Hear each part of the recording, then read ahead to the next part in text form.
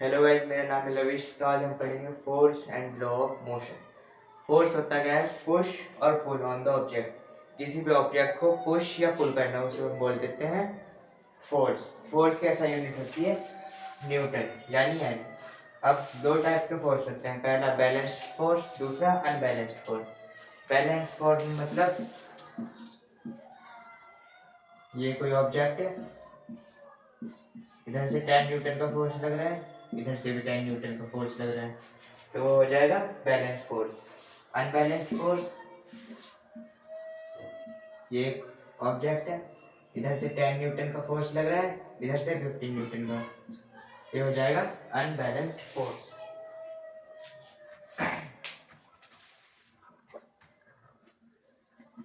अब इसके बाद आता है मोमेंटम।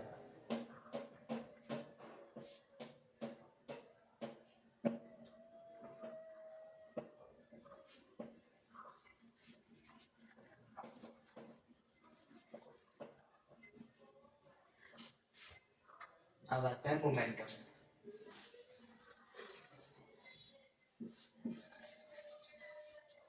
मोमेंटम होता है product of mass and velocity. Momentum होता है प्रोडक्ट ऑफ मास और वेलोसिटी का प्रोडक्ट। यानी मोमेंटम का जो सिंबल होता है p इजिकल टू मास का होता है m, वेलोसिटी का v। ये होता है इसका मोमेंटम का फॉर्मूला। और ऐसा यूनिट होती है मोमेंटम की, ऐसा यूनिट होती है मोमेंटम की किलोग्राम मीटर पर सेकेंड। ये होती है इसकी ऐसा यूनिट। अब आता है change in momentum. Change in momentum होता है M P minus M U. और rate of change of momentum हो जाएगा एम, लिख देता हूँ मैं, the rate of change in momentum is equal to M B minus M U upon के टी। टी यानी time, V final velocity, U initial velocity और एम मास। फिर इसके बाद आता है न्यूटन के लॉ।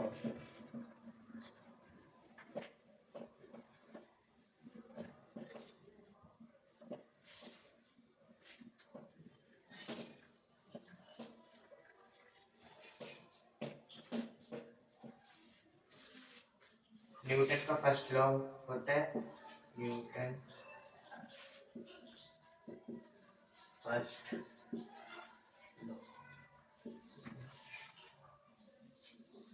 न्यूटन का फर्स्ट लॉ होता है कोई भी ऑब्जेक्ट अगर रेस्ट पे है तो वो रेस्ट पे रहेगा, कोई भी ऑब्जेक्ट अगर मोशन में है तो मोशन में रहेगा। ये होता है न्यूटन का फर्स्ट लॉ। न्यूटन का सेकंड लॉ,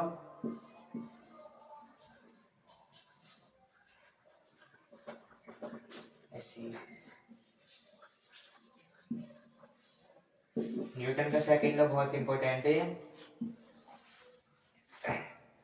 सेकंड लॉ होता है न्यूटन का the rate of change in momentum is directly proportional to the unbalanced force।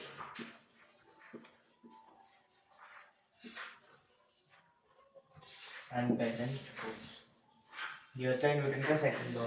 इसी से हमारा फॉर्मूला बनता है फोर्स का। कैसे, ये देखते हैं हम।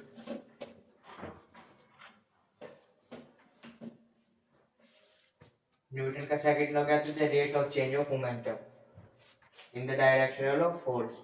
ये हो जाएगा F equals to M B, नहीं F proportional to M B minus M U upon के टी। यह भी हमने पहले पढ़ा था, rate of change in momentum. F को यहाँ कॉमन ले लेंगे, F proportional M G minus U upon के T, V minus U upon के टी होता है एक्सीलरेशन का फॉर्मूला। तो इसकी जगह हम लिख लेंगे प्रोपोर्शनल टू एम ए। अब प्रोपोर्शनल का साइन हटाने के लिए हमको एक कांस्टेंट लेना पड़ेगा। हम कांस्टेंट लेंगे के, एफ इज इक्वल टू के एम ए, और क्या की के की वैल्यू हम मान लेंगे 1। तो हमारा लास्ट का फॉर्मूला बन जाएगा F is equal to M A. ये होता है हमारा फोर्स का फॉर्मूला, जिससे हम फोर्स निकाल सकते हैं। और फोर्स डिपेंड होती है मास पर और एक्सीलरेशन पर। और इसके बाद आता है न्यूटन थर्ड लॉ।